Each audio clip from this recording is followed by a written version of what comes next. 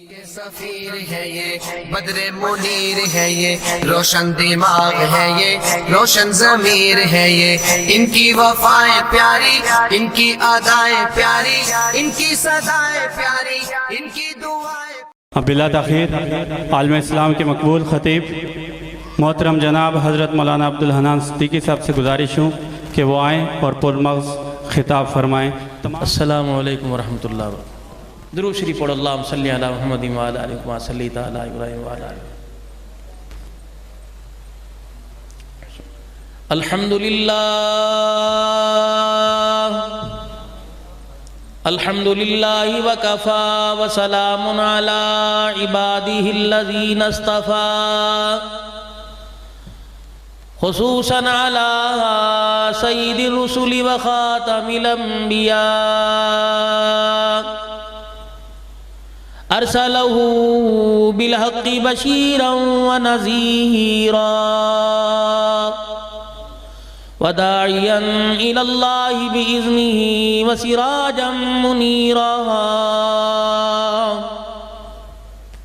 وصلی اللہ تعالی علیہ وعلی آلہ واصحابہ وازواجہ وذریاتہ واہل بیتہ وبارک وسلم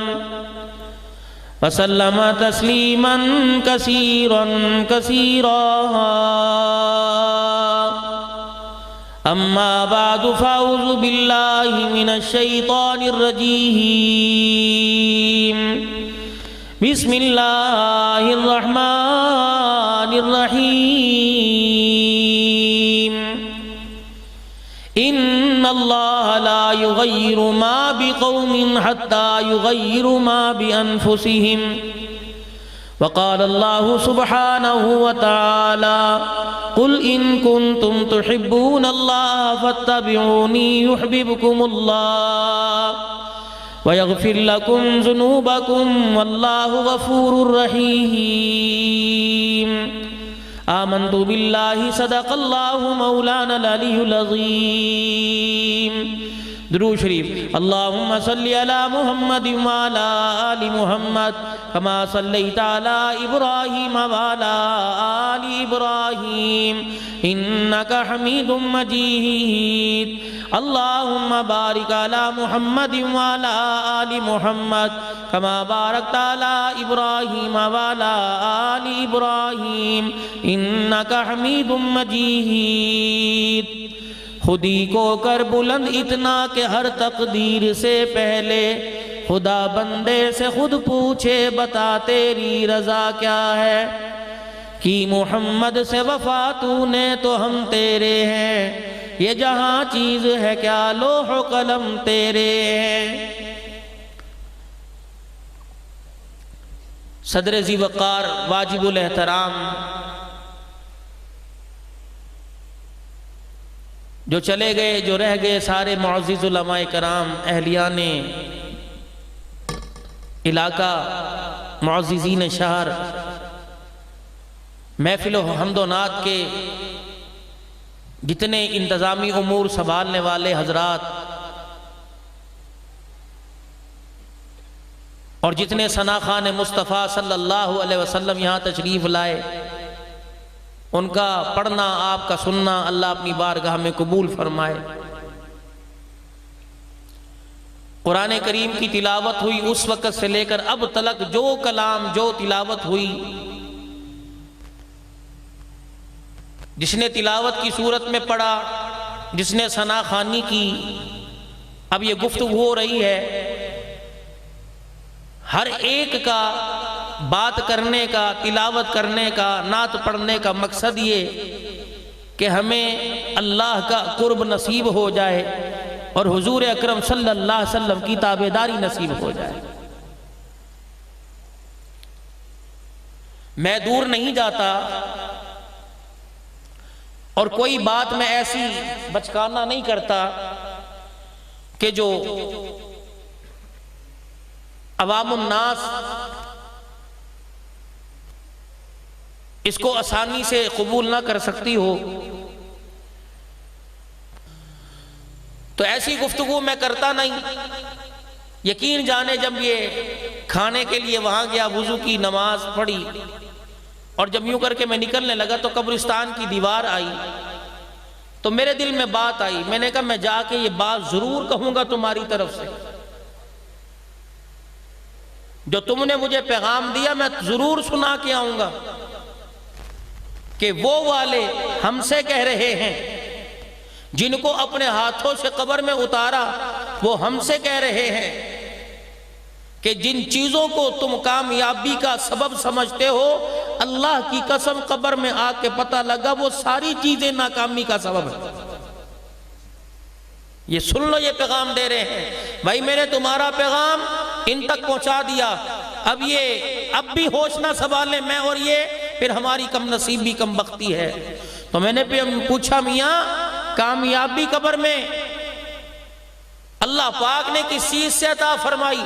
کہ مولانا جا کے بتا دینا، مکان کچا ہو یا پکا ہو زندگی گزر جائے گی، لیکن ایمان پکا نہ ہوا تو قبر کی زندگی گزارنا مشکل ہو جائے گی۔ میں نے پوچھا بہترین توشہ کیا ہے؟ پھولوں کی چادر لے کے آؤں، مسور کی دال لے کے آؤں، قبر پر مکھانے لے کے آؤں، یا اذان لے کے آؤں، یا کلمے والی چادر لے کے آؤں؟ کہ مولانا نبی کی زندگی لے کے آنا، یہ ساری چیزیں اوپر چلتی ہیں، قبر کے اندر تو نبی کی زندگی چلتی ہے بھائی، نبی کے طریقے لے کے آنا، یہ قبر میں چلیں گے؟ میں نے کہا نہیں میاں، یہاں تو رونا ڈالر کا ہے، جسے دیکھ لو ڈالر مہنگا ہو گیا، ڈالر مہنگا ہو گیا، کہ ان کو کہہ دو کہ ڈالر مہنگا ہو یا سستا تمہیں اس سے کیا فرق پڑے گا، بلکہ اس بات کی فکر کرو کہ سارا دن ہو گیا میرے گھر سے نہ نماز کا سجدہ نکلا، نہ قرآن کی تلاوت کی آواز آئی، اور ان سے کہہ دو، انہوں نے مجھے کہا آتے ہوئے، یہ دیوار کے پاس سے گزرا، انہوں نے مجھے کہا آتے ہوئے جا کے کہہ دینا ہم رات کو غفلت کی نیند سوئے تھے اور سوچا یہ تھا کہ قبر میں سکون سے سوئیں گے، لیکن نہ، یا تو معاملہ الٹا ہے۔ میں نے کہا پھر کیا کروں؟ کہا تو بھی سن لے اور ان کو بھی جا کے سنا دے کہ راتوں کو سونا چھوڑ دو، مصلی پہ بیٹھ کے اسے رو رو کر راضی کرنا شروع کر دو۔ اگر راتوں کو دنیا کے اندر کوئی رو کر آیا تو قبر میں اللہ راتوں کا بھی سکون عطا فرمائے گا اور دن کا بھی سکون عطا فرمائے گا۔ ایک اللہ والا بازار میں سے گزر رہا تھا، لوگوں نے دیکھا رو رہا ہے، کہا میاں کیوں رو رہے ہو؟ کہا ان کو دیکھ کر کاروبار کرتے ہوئے، تجارت کرتے ہوئے، دنیا کا دھندہ کرتے ہوئے ان کو دیکھ کے رو رہا ہوں۔ کہا میاں کیوں؟ کہا ان کی حالت کو دیکھ کے ترس آ رہا ہے۔ کہا وجہ کیا؟ کہ وہ آسمان والا ان سے صلح کرنا چاہتا ہے، ان میں سے کوئی بھی اس سے صلح کرنے کو تیار نہیں ہے۔ چند دن کے بعد اسی اللہ والے کو قبرستان میں پایا، پھر رو رہے تھے۔ کہا زندوں میں بھی رو رہے ہو، مردوں میں بھی؟ کہا وہاں ان کی حالت دیکھ کے رونا آ رہا تھا یا ان کی حالت دیکھ کے رونا آ رہا ہے؟ کہا وہ کیوں؟ کہا دنیا کی زندگی بازار میں جا کے دیکھا، وہ راضی ہونا چاہ رہا تھا، یہ راضی ہونا نہیں چاہ رہے تھے، اور آج یہاں کے دیکھا یہ سارے صلح کرنا چاہ رہے ہیں، وہ راضی ہونا نہیں چاہ رہا ہے۔ جو کام مرنے سے پہلے کے ہیں وہ مرنے سے پہلے کر لیجئے، اور جو ضرورتیں مرنے کے بعد کی ہیں وہ اللہ ساری قبر میں پوری فرما دے گا۔ یہ مکوڑے پروں والے تمہارے سے میرے سے بردائے کہا کہ یہاں بیٹھ رہا ہے، پورا وجود حرکت میں آ رہا ہے، قبر میں کیا بن رہا ہو؟ لیکن مجھے امید ہے کہ آج کی محفل حمد و نعت کی برکت سے میرا دل کہہ رہا ہے کہ اللہ نے سب کا عذاب قبر اٹھا دیا ہوگا، کہ میرے محبوب پر درود پڑا جا رہا ہے، میری توحید بیان کی جا رہی ہے، میرے نبی کے غلاموں کا ذکر کیا جا رہا ہے۔ اللہ اکبر، آواز تمہارے تک پہنچ رہی ہے، فرشتوں ان کا عذاب قبر اٹھا دو، آج اللہ کی رحمت کو جوش آ رہا ہے۔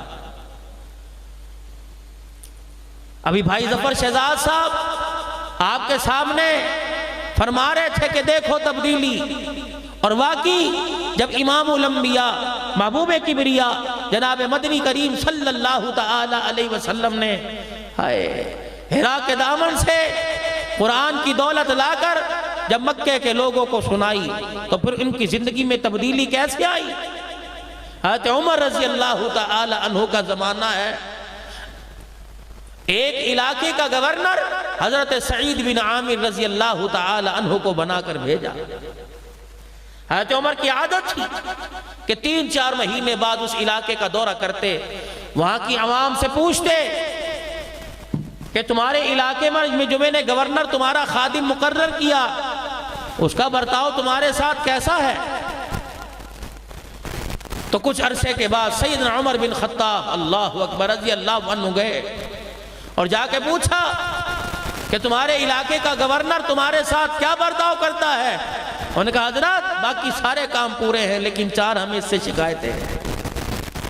کہ پہلی شکایت کہ پہلے تو صبح صبح فجر کی نماز کے بعد آ کر یہاں بیٹھ جایا کرتے تھے مسجد میں، ہماری باتیں سنا کرتے تھے، اب یہ 9-10 بجے آتا ہے، چاش کی نماز کے بعد آتا ہے۔ دوسری اس سے شکایت یہ ہفتے میں ایک چھٹی کرتا ہے۔ تیسری اس سے شکایت یہ ہے بیٹھے بیٹھے رونا شروع کر دیتا ہے، روتے روتے بے ہوش ہو جاتا ہے۔ چوتھی شکایت یہ ہے دن میں بات سنتا ہے، رات کو گھر جاتا ہے، پھر صبح فجر کے وقت ہی واپس آتا ہے۔ سعید بن عامر فجر کی نماز کے بعد حضرت عمر کا دربار لگا، سعید بن عامر آؤ، تمہاری رعایا کو تمہارے سے شکایتیں ہیں۔ تمہارے علاقے میں کھلی کچہری لگتی ہے، چند درخواستیں لی جاتی ہیں بس۔ مجھے الحمدللہ ان چیزوں سے کوئی سروکار نہیں، نہ مجھے اس چیز پہ بولنا آتا ہے، مجھے ناراض نہیں کسی کو کرنا آتا، راضی کرنا ہی آتا ہے۔ سعید بن عامر جی یہ تیری رعایا کو تیرے سے 4 شکایتیں ہیں۔ کہا جی حضرت بولیے۔ کہ یہ کہہ رہی ہیں پہلے صبح صبح فجر کی نماز کے بعد آ جایا کرتا تھا، اب یہ کہتے ہیں وہ 9 بجے چاش کے وقت آتا ہے، کیا مسئلہ ہے؟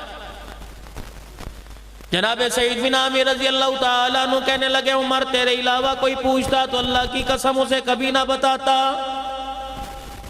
لیکن کیا کروں تو وقت کا حاکم ہے، خلیفہ وقت ہے، تو نے مجھے یہاں مقرر کیا ہے، گورنر بنا کے بھیجا۔ پہلی شکایت یہ عمر تجھے کیا پتا میں وقت کا گورنر، میرے گھر کے اندر ملازم کوئی نہیں، 30 سال میری شادی کو ہو گئے، بیوی میری بڑی خدمتگار ہے، کچھ عرصہ پہلے بیمار ہو گئی، ٹانگوں سے معذور ہو گئی، عمر میرے گھر کے اندر کام کرنے والا کوئی نہیں، صبح فجر کی نماز کے بعد اپنا ناشتہ اس کا ناشتہ بناتا ہوں، خود تیار ہوتا ہوں، اسے بنا سوارتا ہوں، عمر اس کی ساری ضرورتیں پوری کرتا ہوں، اللہ اکبر اس کی دیکھ بھال کرتے کرتے دل چڑھ جاتا ہے، اس لیے مجھے اللہ غنی لوگوں کی باتیں سننے میں، ان کے پاس آنے میں اس لیے مجھے دیر ہو جاتی ہے۔ پہلی بات کا جواب دیا سعید بن عامر رضی اللہ تعالیٰ عنہ نے، حضرت عمر کی آنکھوں سے آنسو نکلنے لگے، فرمایا دوسری بات کا جواب دے دے، پہلے تو ہفتے میں کوئی چھٹی نہ کرتا تھا، اب ہفتے میں ایک چھٹی کرتا ہے، اس کی کیا وجہ؟ کہنے لگے اللہ اکبر، عمر بتانا نہیں چاہتا تھا، تو نے پوچھ لیا تو سن لے، اپنے کپڑے کو کرتے کو ہاتھ لگا کے کہنے لگے عمر اللہ کی قسم وقت کے گورنر کے پاس صرف ایک ہی کرتا ہے، گورنر کی کرسی آ گئی لیکن میں نے دوسرا جوڑا کوئی نہیں بنایا، عمر ہفتے میں چھٹی اس لیے کرتا ہوں، اس کرتے کو، اس شلوار کو، اس تہمت کو دھو کر دھوپ میں سکھاتا ہوں اور بیوی کی چادر اوڑھ کے بیٹھ جاتا ہوں، عمر شام ہو جاتی ہے کپڑا نہیں سوکھتا، موٹا ہے، اس لیے عمر مجھے ہفتے میں ایک چھٹی کرنا پڑتی ہے۔ حضرت عمر نے اور زور زور سے رونا شروع کر دیا ہے۔ تیرے سے تیسری ہمیں شکایت یہ ہے اللہ غنی، تیسری شکایت ہمیں تیرے سے یہ ہے تو بیٹھا بیٹھا رونے لگ جاتا ہے، روتے روتے بے ہوش ہو جاتا ہے۔ عمر میں نے 40 سال کی عمر میں کلمہ پڑھا، 40 سال سے پہلے کی زندگی میری کفر و شرک میں گزری، جب پچھلا 40 سال کا زمانہ آتا ہے میرے رونگٹے کھڑے ہو جاتے ہیں، نہ جانے اللہ معاف کرے گا یا نہیں معاف کرے گا۔ عمر یہ حالت جب ہوتی ہے میری آنکھ سے آنسو نکلتا ہے، دل میرا دھڑک کر اتنا کمزور ہوتا ہے، غش کھا کے میں زمین پہ گر جاتا ہوں۔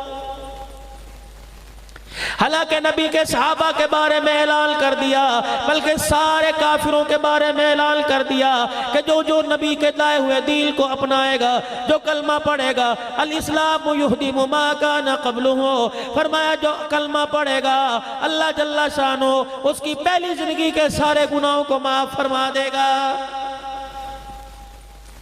حضرت عمر رضی اللہ تعالیٰ عنہ کہنے لگے چوتھی بات شکایت تیرے سے یہ ہے، دل کو ان کی بات سنتا ہے، عشاء کی نماز پڑھ کے گھر میں جاتے ہو پھر تم اپنے گھر سے باہر نہیں نکلتے۔ کہنے لگے عمر ذرا میری داڑھی کی طرف نظر دوڑاؤ۔ حضرت عمر رضی اللہ تعالیٰ عنہ نے داڑھی دیکھی، کیا دکھانا چاہتا ہے سعید؟ فرمایا عمر میری داڑھی میں دیکھ کوئی بھی بال کالا راکا نہیں، ساری داڑھی سفید ہو گئی۔ عمر جب سفید داڑھی ہو جائے تو سمجھو موت کا بلاوا آ گیا ہے۔ عمر داڑھی سفید ہو گئی، کالا بال یہ ننارا۔ عمر اللہ غنی، دل مخلوق کی خدمت کرتا ہوں، رات کو مصلی بچھا کے بیٹھ جاتا ہوں، عمر اللہ کی قسم سوتا نہیں، ساری رات سجدے میں پڑھ کر رو رو کے اپنے اللہ کو راضی کرتا ہوں۔ رعایا سے فرمایا بتاؤ اور کوئی شکایت ہے؟ کہنے لگے نہیں جی ہمیں کوئی شکایت نہیں۔ حضرت عمر رضی اللہ تعالیٰ عنہ اٹھ کے کھڑے ہونے لگے۔ حضرت سعید بن عامر رضی اللہ تعالیٰ عنہ کہنے لگے اے عمر رضی اللہ تعالیٰ عنہ، تو نے ان کے سوال سنے، شکایتیں سنی، میرا جواب سن لیا، اب میرے لیے کوئی سزا تجویز کر کے چلا جا۔ سیدنا عمر رضی اللہ تعالیٰ عنہ نے اپنا دامن پھیلا دیا، رو کے کہنے لگے اللہ اس جیسے مجھے 3-4 اور دے دے تاکہ مجھے حکومت چلانے میں آسانی ہو جائے۔ ہم نے دوسرے کو بدلنے کا عزم کر لیا، ہم نے کہا محلہ بدلیں گے، ہم نے کہا پڑوسیوں کو بدلیں گے، ہم نے کہا بازار والوں کو بدلیں گے، مارکیٹ والوں کو بدلیں گے، شہر والوں کو بدلیں گے، اسمبلی میں بیٹھنے والوں کو بدلیں گے، وزارت کی کرسی میں بیٹھنے والوں کو بدلیں گے۔ او لوگوں ان کو بعد میں بدلو، پہلے اپنا اندر کا بدلو، پہلے اپنے اندر کے شیطان کو مارو، پہلے اپنے گھر کی زندگی کو بدلو، پہلے اپنے بچوں اپنی بیوی کا ماحول بدلو، پہلے اپنی کردار کشی کرو۔ رب اکبر کی قسم ہے جب تمہیں اپنے آپ کو بدلنے کی کوشش کریں گے اور اپنا دامن دنیا سے چھڑا کر کالی کملی والے کے ہاتھوں میں اپنا ہاتھ دینے لگ جائیں گے، حضور کے قدموں میں آ کے بیٹھ جائیں گے، تو اللہ کی قسم تیرے میرے مقدر کے فیصلے اسلام آباد سے نہیں بلکہ آسمانوں سے ہونے لگ جائیں گے۔ صحابہ اکرام رضوان اللہ تعالی علیہ مجمعین میں ایسی کیا بات تھی اللہ اکبر کہ ان کی زندگیوں کے رخ پھر گئے، ان کے اندر ایسی تبدیلی آ گئی، ہاتھ کا اشارہ کرتے قلعے کی دیواریں زمین پہ آ جایا کرتی، اللہ اکبر اپنے گھوڑے کے پاؤں پانی میں ڈالتے، دریا میں ڈالتے، راستہ بن جاتا۔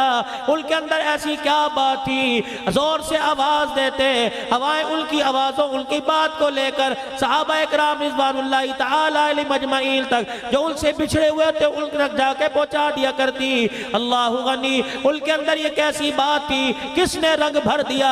خدا کا قرآن کہتا ہے صبغۃ اللہ ومن احسن من اللہ صبغا ونحن له عابدون۔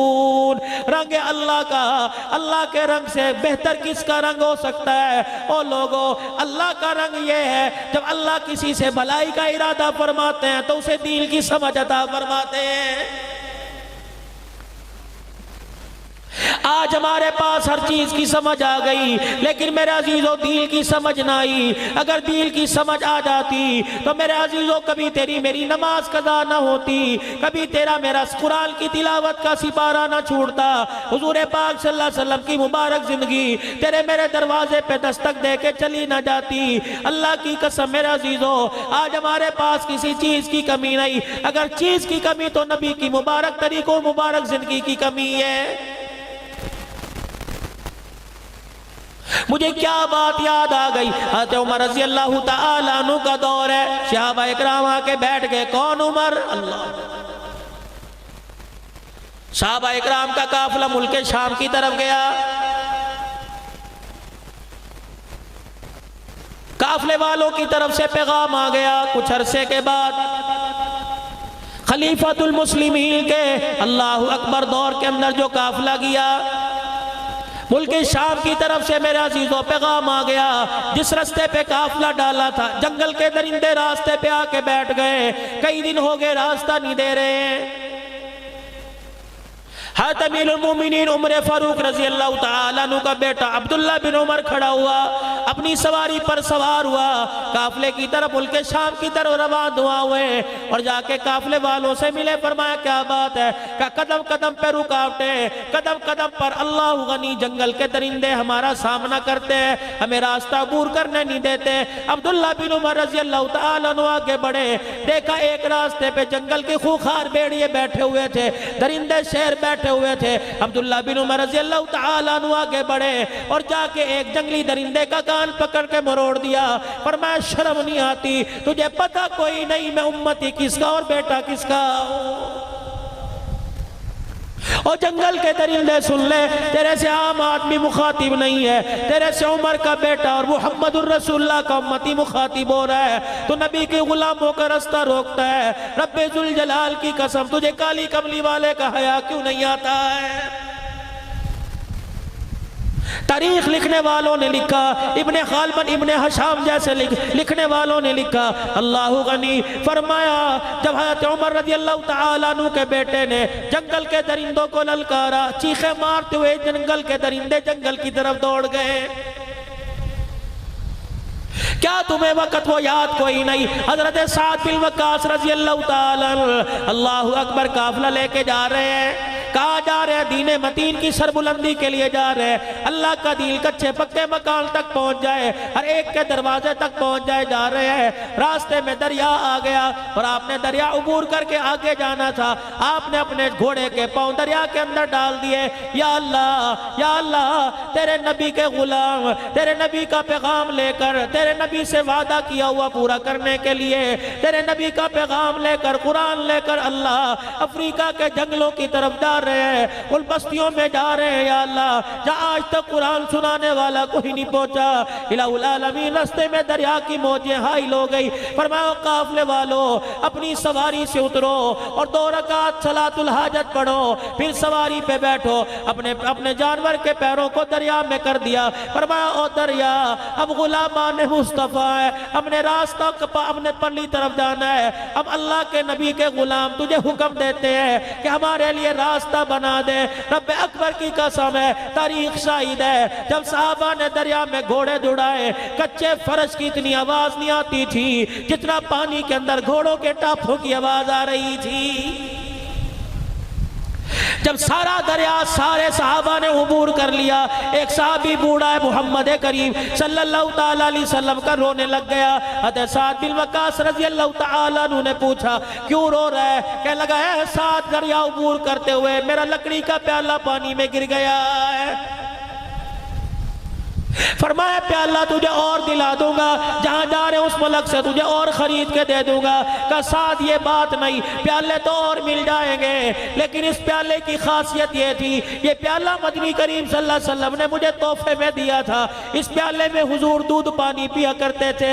حضرت سعد رضی اللہ تعالیٰ عنہ نے اپنا گھوڑا دوڑایا، دریا کے کنارے کھڑے ہو کے کہنے لگے او دریا کی موجو، نبی کے غلام کا پیالہ تمہارے حوالے آ گیا، پانی میں گر گیا، میں اللہ کے نبی کا غلام حکم دیتا ہوں ہمارا پیالہ واپس کرو۔ نبی کے صحابی نے للکارا، رب ذوالجلال کی قسم، پانی کی موج آئی، پیالہ نکال کر نبی کے صحابہ کے قدموں میں پھینک دیا۔